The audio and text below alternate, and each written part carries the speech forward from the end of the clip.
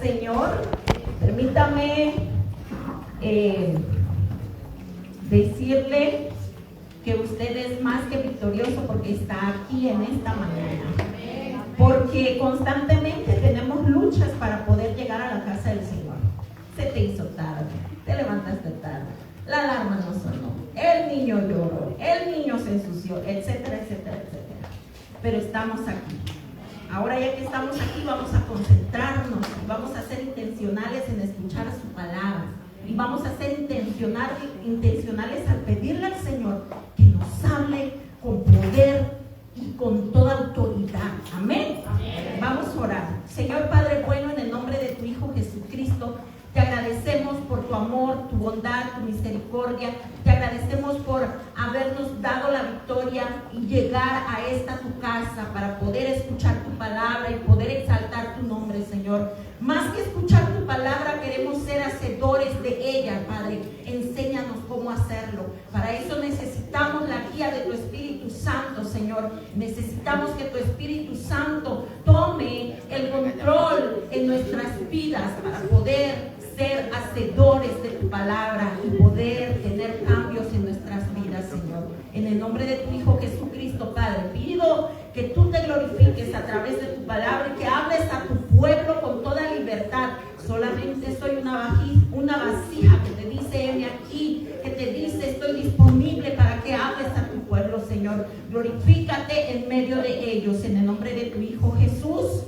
Amén. Amén. Y amén. Hermano, quiero hablarle acerca del perdón.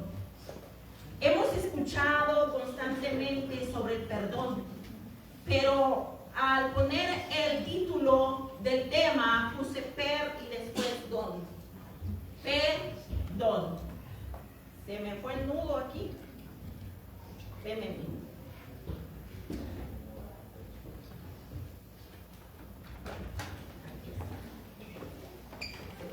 Le dije a mi esposo que hiciera un nudo y bueno, ya lo tengo.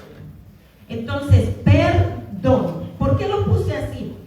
Perdón proviene del latín perdonare, formado por el prefijo per.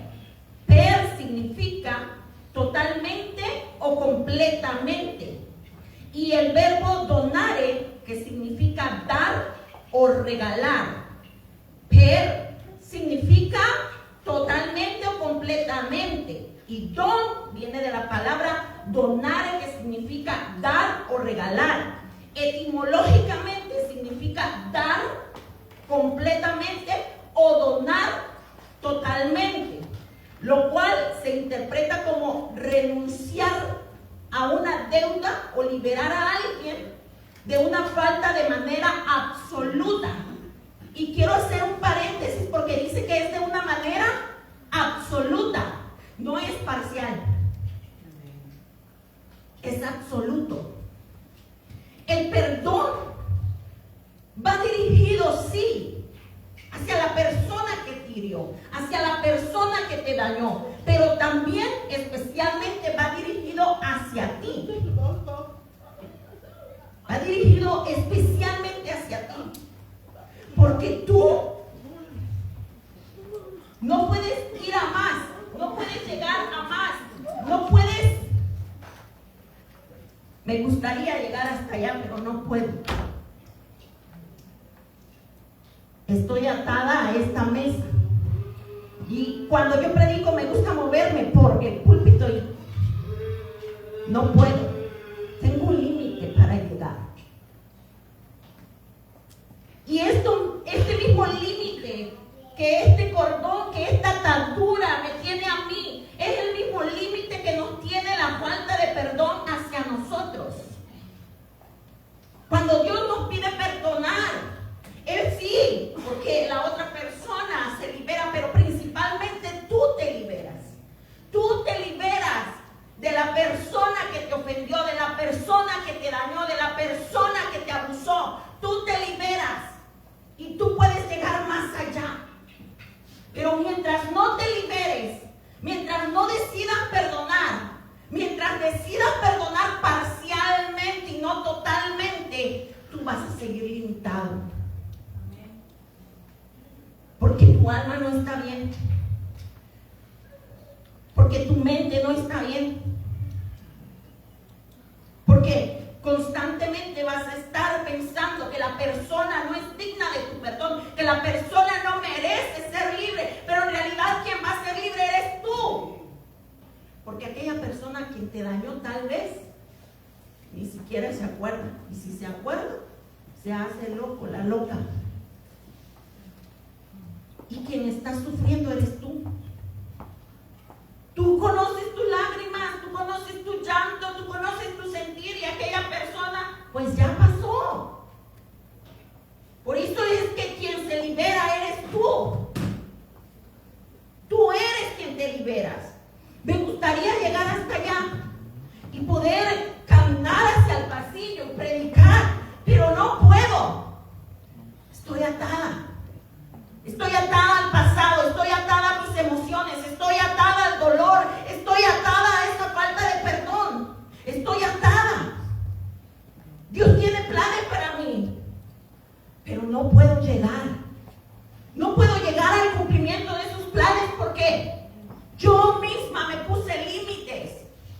Yo estoy limitada porque no estoy decidiendo perdonar, porque no he decidido perdonar, porque tal vez dentro de mí digo, bueno, ya le perdoné. Pero ¿sabes cómo vamos a saber si le perdonaste o no? Porque eres libre, porque puedes caminar, porque puedes llegar más allá. Y si te sientes estancado, si te sientes en el mismo lugar, es porque has declarado el perdón, pero en realidad no has soltado. En realidad no te has desatado.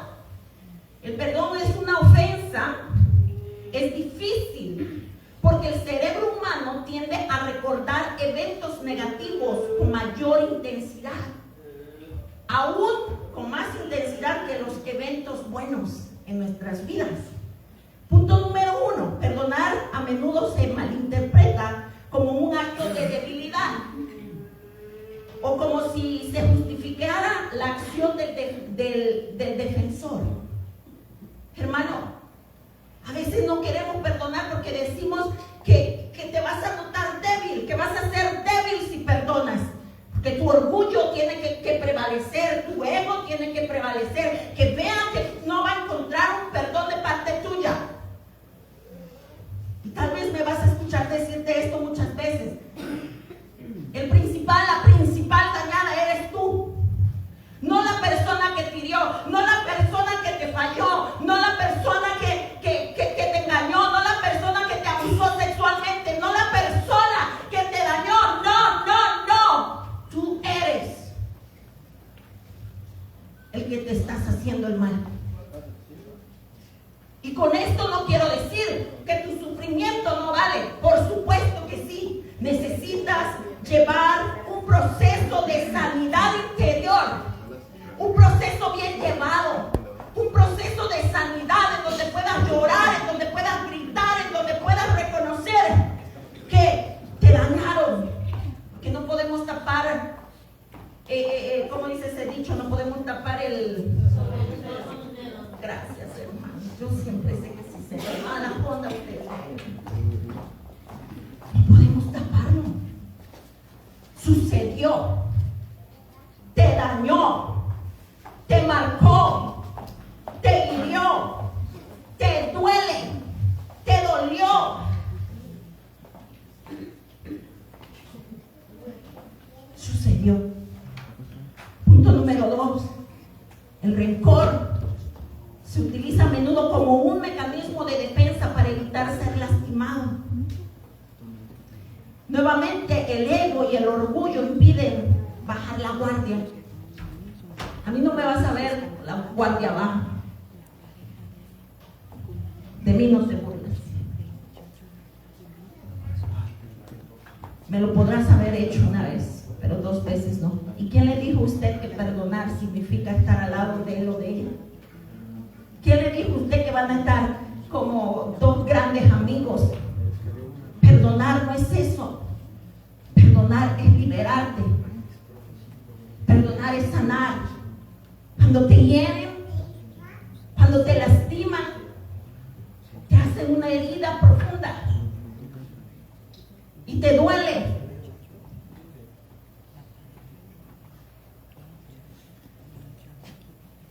Pero esa herida necesita ser sanada. Esa herida necesita al médico, al doctor de doctores, al experto en sanar esas heridas. Esa herida necesita del Señor.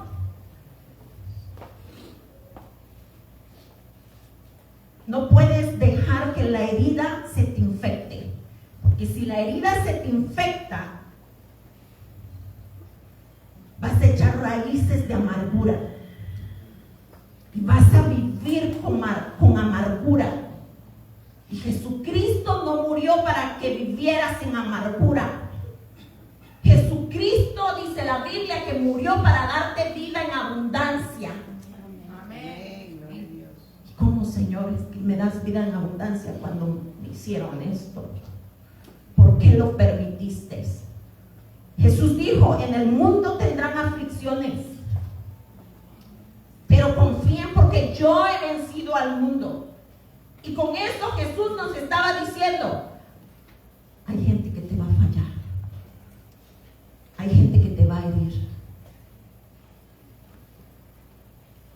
pero me tendrás a mí para ayudarte. Estaré allí para ayudarte. Amén.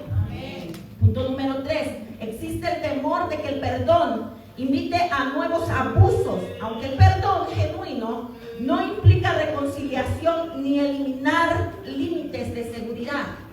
El perdonar, como les venía diciendo, no significa que muchas de las veces, porque hay de situación a situación, hay de situación a situación. Y a veces tenemos el pensamiento erróneo de que perdonar es que vamos a hacer como que no pasó nada. Vuelvo a repetir, hay de situación a situación. Hay situaciones que no pueden enmendar, esa relación. Así es de que no te confundas al pensar de que perdonar significa que hagas como que no sucedió nada. Sí sucedió. Te van a venir los pensamientos. Te vas a acordar, aunque hayan pasado años, te vas a seguir acordando de ello.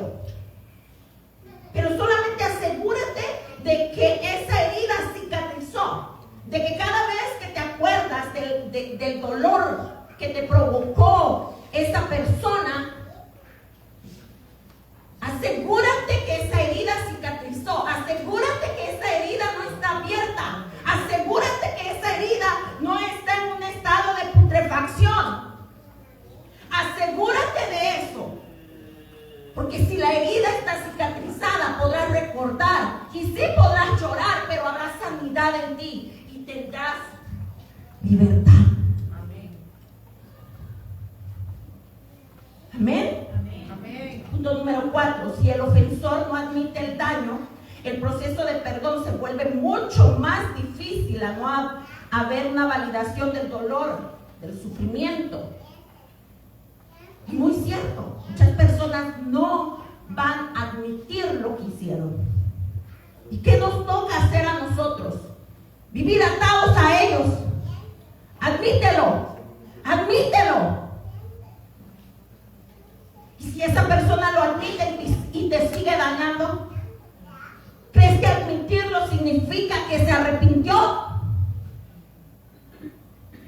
Cuando hay un arrepentimiento genuino, hay también cambios. Hay frutos de ese arrepentimiento. ¿Amén? Número 5, el punto número 5, las heridas profundas o traumáticas alteran la sensación de seguridad personal, lo que hace aferrarse al dolor, lo que hace que aferrarse el dolor permanezca necesario para mantener la alerta. Y muchos no quieren soltar su dolor. Muchos no quieren soltar el dolor. Porque dice, si suelto el dolor, me lo van a volver a hacer. Porque el dolor me da fuerzas. Porque el dolor me hace hablarle de esa manera. Porque el dolor me hace tener carácter. Quien se está dañando eres tú. El último punto, la falta de perdón actúa como una trampa. La falta de perdón actúa como una trampa que mantiene a la persona atada emocionalmente al pasado, dificultando el avance personal. Yo creo que usted no está sabiendo esto. Si esto lo está sabiendo por primera vez, yo creo que usted no lo está sabiendo por casualidad. Si esto el Señor se lo está recordando porque usted ya lo sabía, yo creo que el Señor tampoco se lo está recordando por casualidad. Es porque algo está sucediendo en usted, que el Señor lo ha visto y que tal vez usted ni lo sabe, ni sabe cómo se llama, pero que el Señor quiere sanar. Hace 2 semanas atrás estaba yo orando y pidiéndole al Señor el mensaje de este domingo y me vino este mensaje por lo que estábamos hablando sobre José.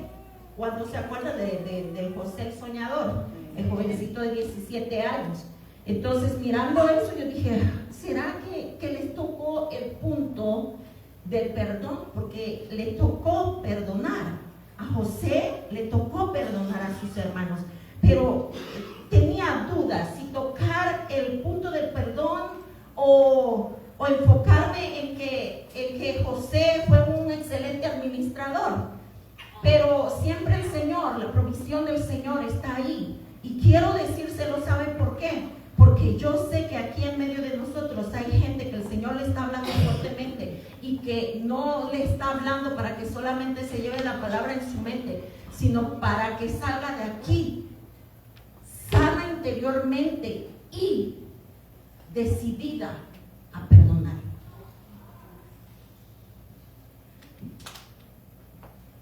Decididos a perdonar.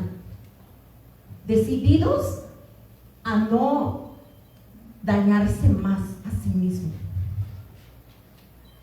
Y esa misma semana el Señor me despertaba. Yo soñé que le contaba a mi esposo que iba a predicar sobre el perdón. Para mí esas son confirmaciones de parte del Señor, en donde digo, vamos con todo, Señor. Si eso estás hablando es porque algo está sucediendo en medio de tu pueblo. Si algo hemos orado es que te muevas con libertad en tu pueblo. Si algo hemos orado es que hables a tu pueblo. El perdón es necesario para seguir avanzando. El perdón es necesario para que tengas sanidad interior, sanidad mental, emocional. El perdón es necesario, aunque no veas a la otra persona cambiar. El perdón es por ti, es para ti. Y si en algún momento has creído que te sucedió lo que te sucedió por tu culpa, porque tú, ninguna persona, escúchame, ninguna persona tiene que pasar por esas situaciones de tal manera.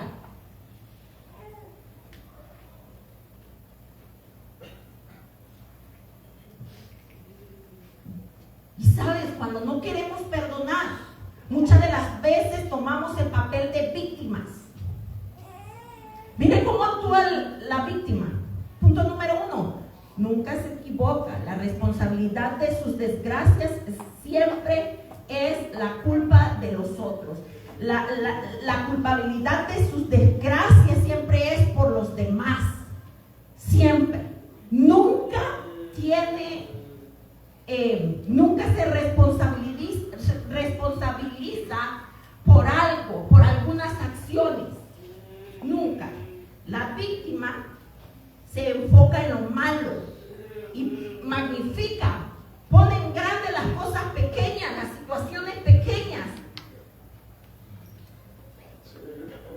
La víctima utiliza la compasión y la pena de los demás para obtener favores, validación o evitar responsabilidades. La persona que entra a vivir como víctima, aunque piden ayuda,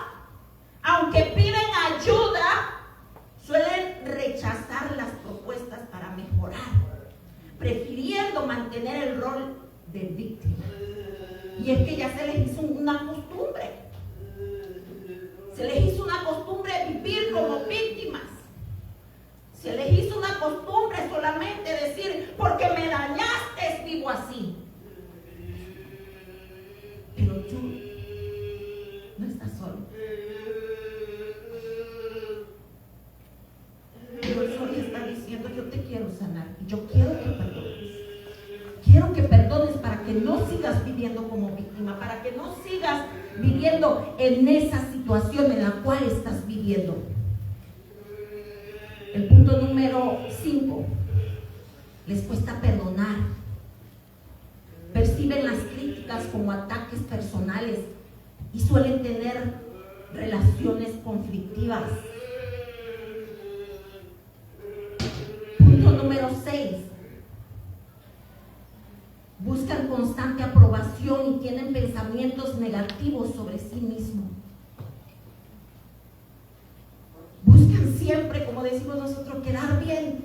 Hacen cosas para agradarle a otros, aunque ellos saben que están mal, aunque ellos saben que no deberían hacerlo, pero lo hacen porque están llamando la atención.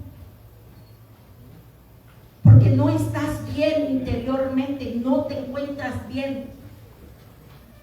Cuando tú quieres hacer las cosas, buscas la aprobación. Cuando tú buscas la aprobación de otras personas, te vuelves marioneta de otras personas. Te mueves conforme la otra persona te dice que te muevas. Tú no tienes pensamientos propios, tú no tienes voluntad propia, ni el mismo Dios te fuerza a hacer las cosas porque te dio libertad de elección. Ni el mismo Dios te fuerza a hacerlo. Y tú has dejado que un ser humano te mueva a su manera, que te mueva como marioneta. ¿Por qué? Porque estás buscando aprobación de esta persona. Mírame. ¿Cómo lo estoy haciendo? ¿Lo estoy haciendo bien? Y si esa persona no te valora, por más que hagas lo que hagas, nunca va a estar bien lo que haces. Nunca. Porque hay una falta de amor, hay una falta de valorización hacia ti. Pero aquí quien tiene que aprender a valorarse eres tú. Aquí quien tiene que aprender a amarse eres tú, porque el Señor dijo que amemos así como nos amamos a nosotros mismos. Vamos a amar así como nosotros nos amamos a nosotros mismos. No voy a amar así como mi hermana ama. Dice que así como yo me amo. Y si yo no sé lo que significa amarme, siempre voy a buscar aprobación de otros. Y si yo no sé qué significa amarme, no voy a aprender a perdonar. Y si yo no sé lo que significa amarme, no voy a saber lo que significa vivir en libertad. Si yo no sé lo que significa amarme, voy a estar siempre atado a esa falta de perdón. Siempre voy a estar atado. Y aunque me duela, y cada jalón es un golpe al corazón nuevamente. Cada jalón por querer desatarme es un golpe al corazón. Es un dolor más. Muchas de las veces no sabemos cómo desatarnos. Creemos que desatarnos es buscar aprobación. Creemos que desatarnos es ser esas marionetas. Después de que José, el faraón lo pone como gobernador de Egipto. Después de que José administra todo el ganado, todas las cosechas, se vinieron los 7 años de hambre. Y en esos 7 años de hambre, hermano, Cuando ya iba el segundo año de hambre, llegaron sus hermanos a Egipto buscando pan. Llegaron sus hermanos, lo vieron y no lo reconocieron, pero José sí los reconoció a sus 10 hermanos. Reconoció que esos 10 hermanos eran los que lo traicionaron, eran los que no le amaban, eran los que le vendieron. Reconoció que eran ellos. Y miren lo que le dice en el versículo 42 del libro de Génesis. Génesis 42, 6. Como José era gobernador de Egipto y estaba encargado de vender el grano a todas las personas, sus hermanos tuvieron que acudir a él. Cuando llegaron, se inclinaron delante de él con el rostro a tierra. José reconoció a sus hermanos enseguida, pero fingió no conocerlos y les habló con dureza. ¿Qué les hizo hablarles con dureza? El dolor de la traición. El versículo 18 dice: entonces José los metió en la cárcel por 3 días, y al tercer día José les dijo: yo soy un hombre temeroso de Dios. Si hacen lo que les digo, vivirán. Si de verdad son hombres honrados, escojan a uno de sus hermanos para que quede en la cárcel. Los demás podrán regresar a casa con el grano para sus familias que mueren de hambre. Pero deben traer a su hermano menor. Eso demostrará que dice la verdad y no morirá. Ellos estuvieron de acuerdo y hablando entre ellos dijeron: es obvio que estamos pagando lo que le hicimos hace tiempo a José. Vimos su angustia cuando rogaba por su vida, pero no quisimos escucharlo. Por eso ahora tenemos este problema. ¿No les dije yo que no pecaran contra el muchacho?, preguntó Rubén. Pero ustedes no me hicieron caso y ahora tenemos que responder por su sangre. Obviamente, ellos no sabían que José entendía lo que decían, pues él les hablaba mediante un intérprete. Entonces José se apartó de ellos y comenzó a llorar. ¿Qué comenzó a hacer? Cuando recuperó la compostura, volvió a hablarles. Entonces escogió a Simeón e hizo que lo ataran a la vista de los demás hermanos. Cuando nos falla es inevitable sentir coraje, hablar áspero, hablar con dureza. Es inevitable llorar. Y aquí lo vemos en el caso de José. En el capítulo 43, versículo 26 dice: cuando José volvió a casa, le entregaron los regalos que le habían traído, porque sus hermanos se habían ido con su padre. Le llevaron comida a toda su familia y le contaron a su padre lo que había sucedido, que José estaba pensando que ellos eran espías. Entonces le dijeron: danos a Benjamín, el hermano de padre y madre de José, danos a Benjamín, porque él quiere que llevemos a nuestro hermano menor para ver si es verdad que nosotros no somos espías.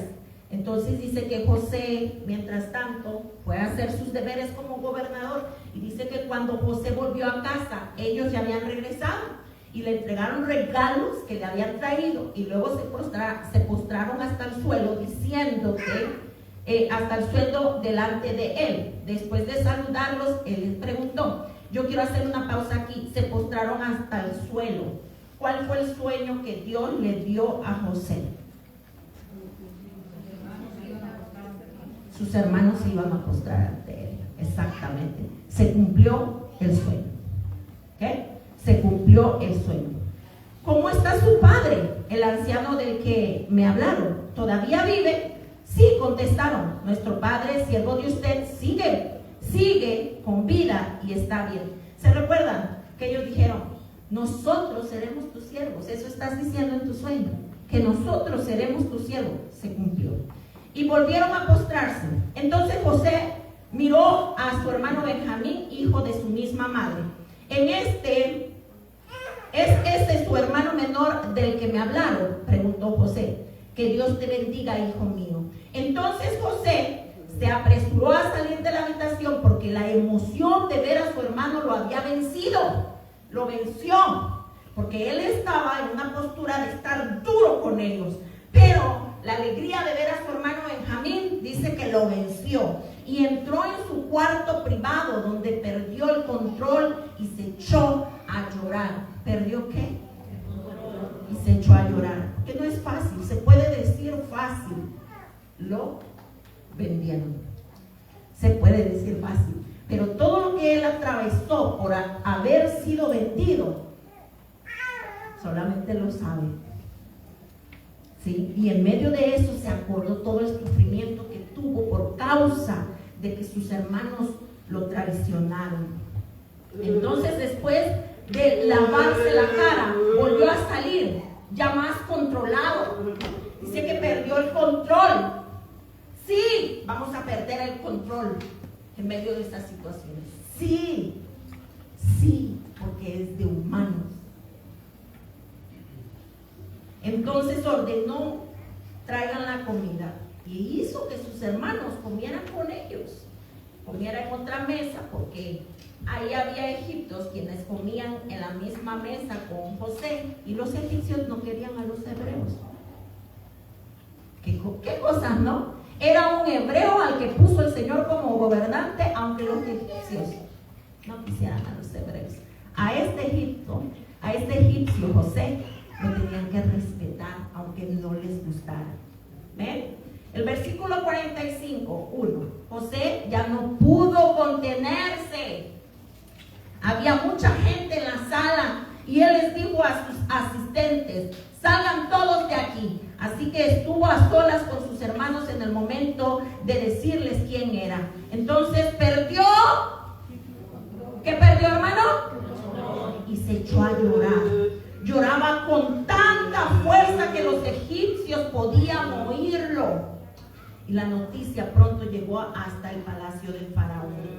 Soy José, dijo a sus hermanos. ¿Vive mi padre todavía? Pero sus hermanos se quedaron mudos.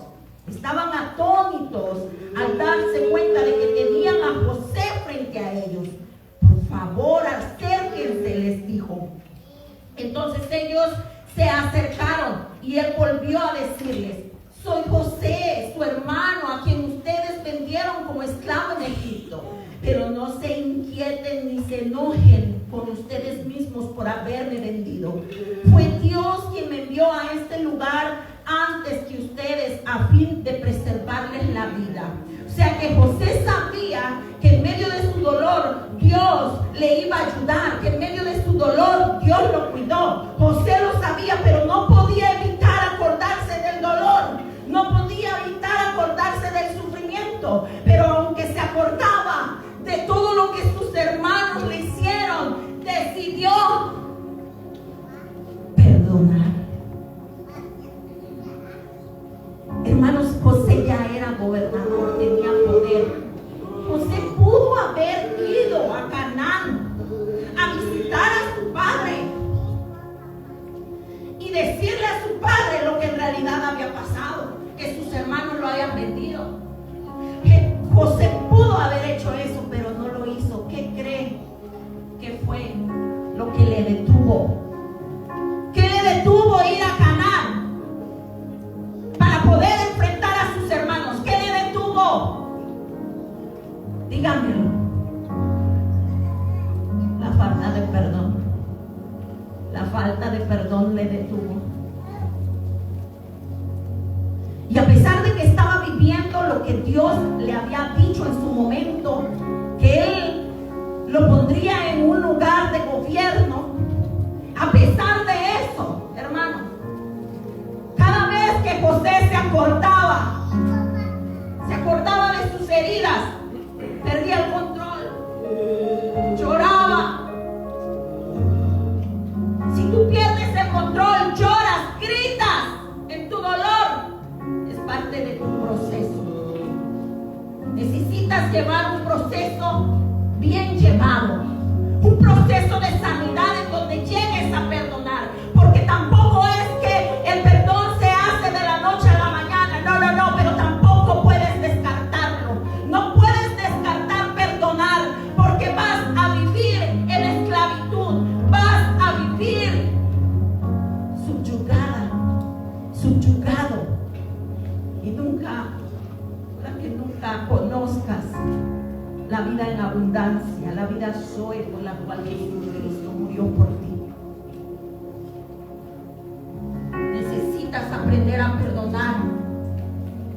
Voy a volver a repetirlo, es un proceso. En la antigüedad había una forma de tortura y ejecución conocida como atadura al cadáver o suplicio de mesentidos o mesentos.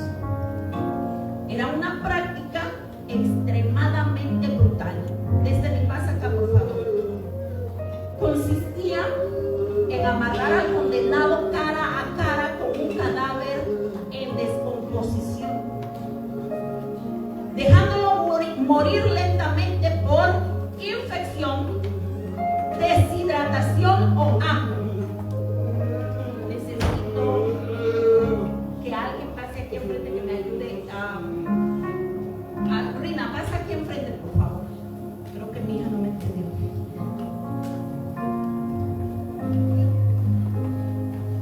Entonces dice que cara a cara con un cadáver en descomposición, dejándolo morir lentamente por infección, deshidratación o hambre, mientras la descomposición del cuerpo muerto contagiaba al vivo.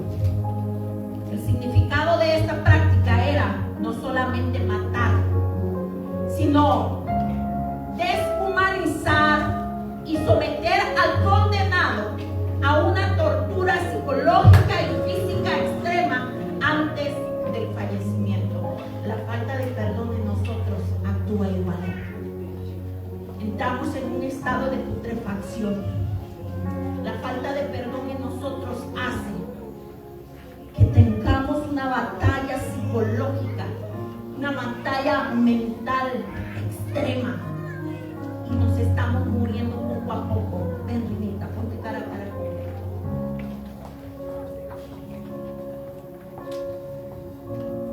Así es como estás, cara a cara con aquel que te ofendió, con aquel que te dañó. Así es como estás, aunque lo quieres lejos, aunque la quieres lejos, aunque no quieres pensar en él. Así es como estás en realidad, porque no has decidido perdonar.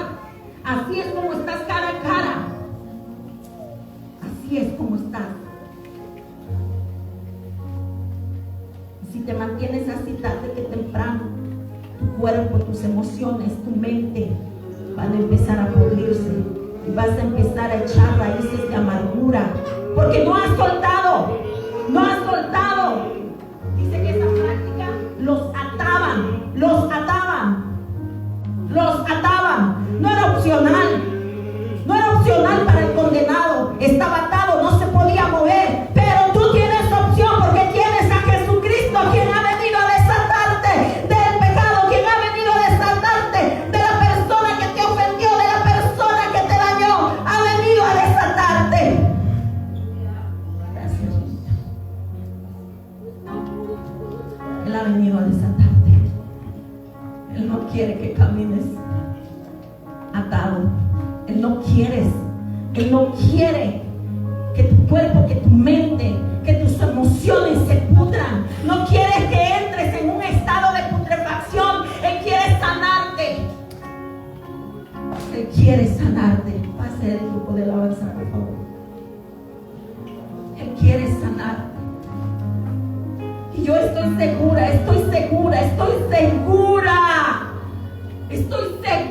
que el Señor me ha enviado a predicar esta palabra. Estoy segura, porque ha mirado cómo vives y le duele tu situación, le duele cómo estás viviendo, le duele que la falta de perdón te esté matando, que estés pensando que la falta de perdón está matando a la persona que te hirió, pero no es así. No le está matando a la persona que te hirió, te está matando a ti.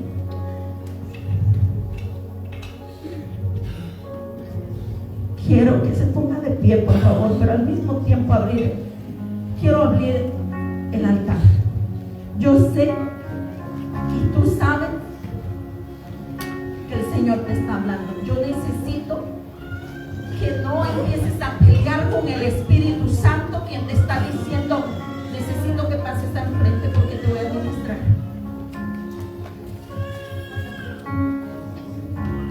altar hay poder.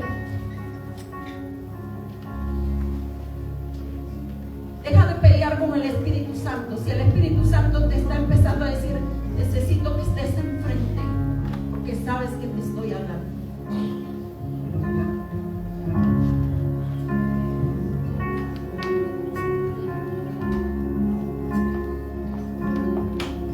En el techo, no sé cómo lo hará, que mi esperanza está en nadie más,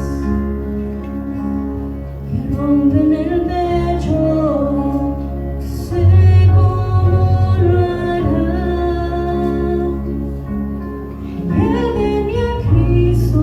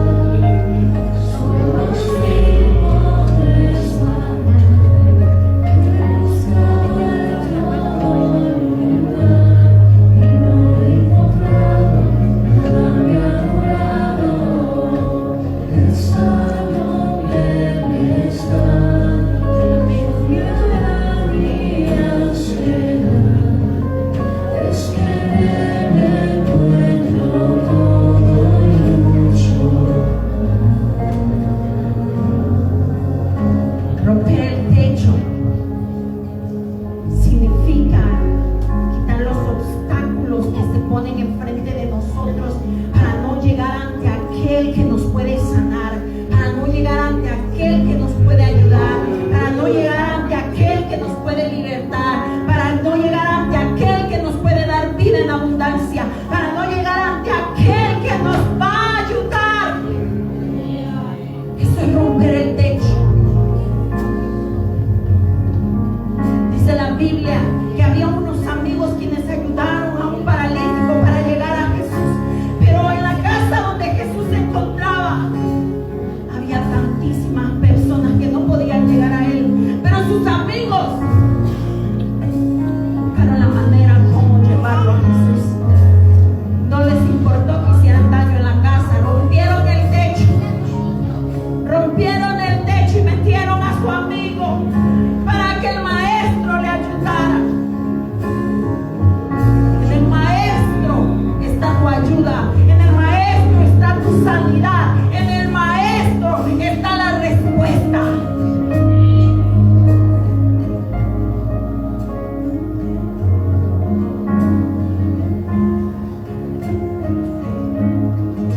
Si tú no pasaste acá enfrente por el que dirán, ese es un techo que lo dejaste ahí impidiéndote llegar a los pies del maestro para ayudarte, para sanarlo. La Biblia dice que el reino de los cielos sufre violencia que solamente los valientes lo arrebatan. Es de valiente romper el techo. Es de valiente decir: a mí no me importa lo que digan los demás, yo necesito sanar. A mí no me importa lo que puedan decir, yo necesito a mi maestro. Yo necesito cómo perdonar, necesito aprenderlo. Y tal vez hoy no pasaste, pero en un futuro Dios va a volver a hablarte de lo mismo. Y espero que ese techo lo puedas romper para poder ir ante tu maestro. Amén. ¿Cuánto le dan gloria al Señor?